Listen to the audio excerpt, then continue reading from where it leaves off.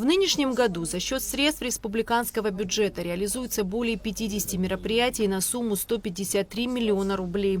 Это средства из резервного фонда президента, Кабинета министров и Управления капитального строительства. В основном это капитальный ремонт в школах, в садах, в детской больнице кровлю поменяли. В селе Джирхва электромонтажные работы в школе провели. Сейчас до 1 сентября устанавливают оконные блоки, меняют. Должны до 1 сентября завершить это в Джирхве, в Дурипше, в селе Утхара.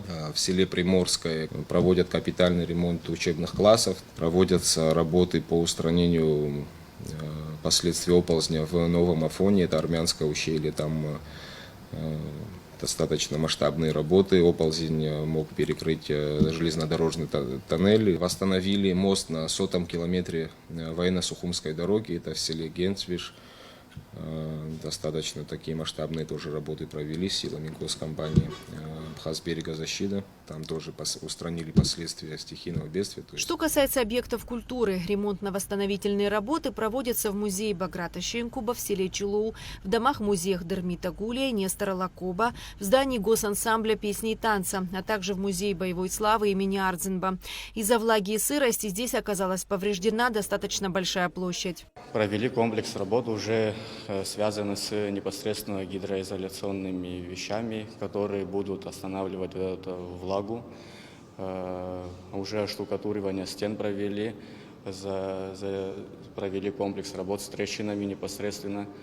И уже на этапе стоим поклейки обоев. Мы выполняем там 3 кабинета, параллельно зал.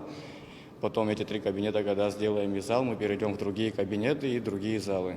Ремонтные работы ведутся и в здании Сухумского музыкального училища имени Чичба, расположенного в старинном 3-этажном особняке стиля модерн.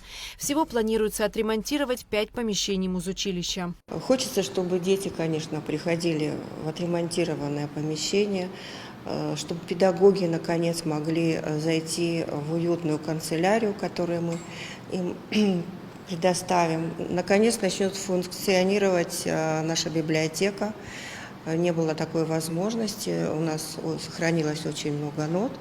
И я думаю, что это первый этап, за который мы очень благодарны и президенту страны, и премьер-министру, и всем тем, кто действительно нам помогал в этом.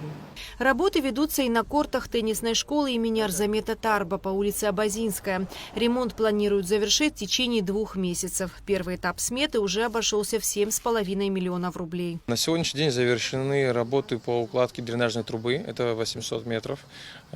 Потом мы сделали новую кровлю на помещении, где будет раздевалка и тренерская. Также мы сделали и отбили всю старую штукатурку. Сейчас нанесли сетку, будем штукатурить. В дальнейшем будет заливаться лоток, делаться трибуны, заказали освещение. И в конечном итоге будет укладываться мраморная крошка, и теннисит, объект будет сдан.